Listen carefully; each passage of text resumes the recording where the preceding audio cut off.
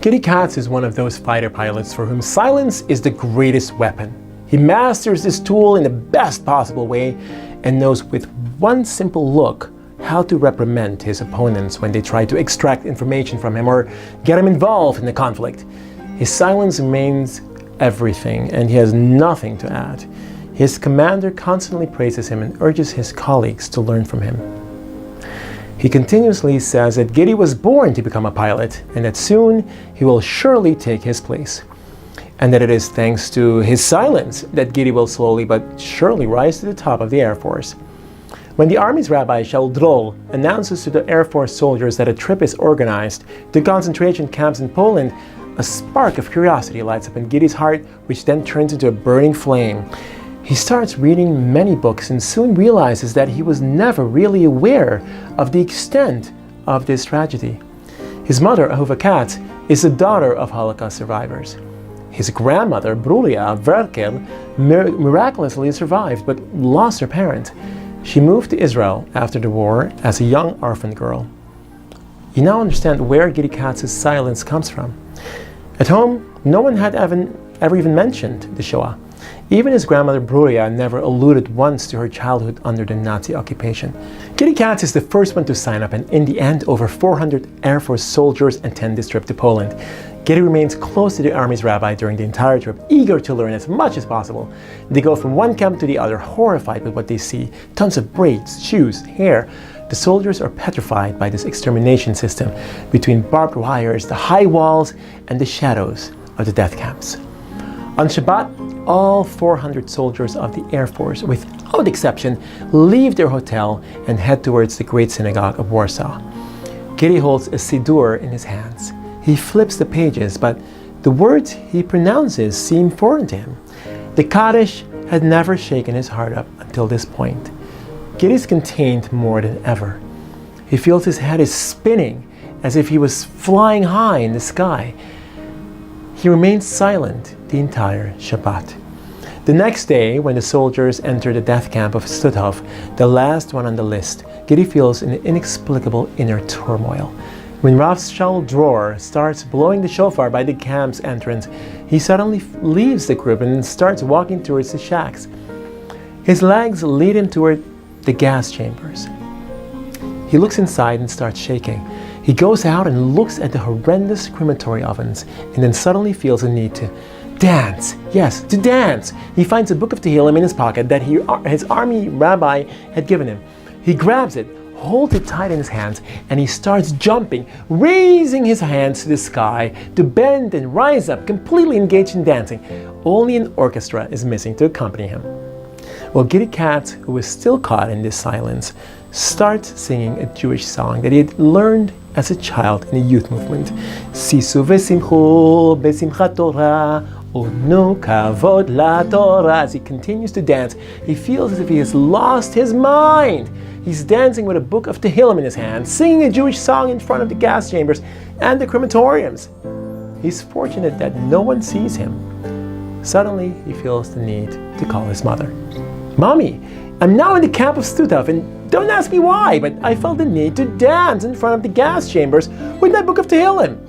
His mother tells him to call his grandmother and to give her his exact location. And this is what he tells his grandmother. Grandma, we never spoke about the Shoah, but I'd like to share with you something amazing that just happened to me. I'm now in the Stutthof camp next to the crematory ovens, and I suddenly felt the uncontrollable need to dance with my little book of Tehillim in my hands, just like I was a Jew coming from the shtetl. I feel so close to all of those who passed away here. His grandmother tells him that she is a survivor of the Stutthof camp. She was there 4 long years, long, horrible years, and lost her father and 2 of her sisters in this cursed place. And after a brief silence, she explains to him why he suddenly felt the need to dance. Gideon, you're telling me that you're singing and dancing without knowing why? I'll tell you why. I was a little 8-year-old child when the Nazi monsters forced my father along with 9 other prisoners to evacuate the bodies from the crematory ovens. I watched them from an opening in shack number 121. Daddy and his friends Jews wearing a beard and the usual worker's beret of uncomparable thinness were carrying the bodies with great difficulty and were moving under the whiplashes of those tyrants. This torture lasted for numerous hours until sunset, as soon as the stars appeared in the sky while the Nazi guards were standing next to the fire. My father started screaming with a strong voice, "My dear Jewish brothers, today it's Simchat Torah! We must dance with our holy Torah." My father took out a book of Tehillim from his pocket. A circle was formed around him, and all the Jews started singing in a passionate way.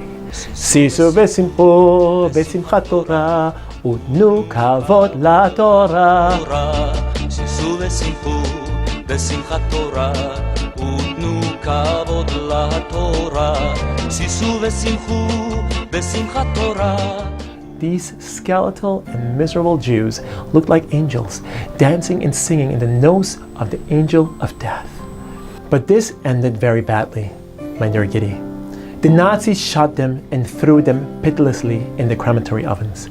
This was the last time I saw my father, while he was happily dancing. And you know, Giddy, you're named after him, Gidon. You danced exactly at the same place, on the same land on which your great-grandfather, may his soul rest in peace, danced. My dear grandson, you finished the dance that your great-grandfather started. Grandma Broria wipes off her tears, and Giddy Katz, the stern and silent pilot, closes his eyes. He leans on the wall next to him and starts hearing a song. This song that the Jews had sung in Stutthof and for which they had died as martyrs. Sisu v'simchu v'simchat Torah, utnu kavod la Torah. He danced at the exact same spot as his grandfather, who had then given back his pure soul to his creator. As Giddy stands right next to the crematory oven, he says, Grandpa, I'm about to leave the place in which they buried you." His eyes filled with tears. A few days later, at his commander's great astonishment, Giddy gives his resignation. This trip was the most meaningful one of my life.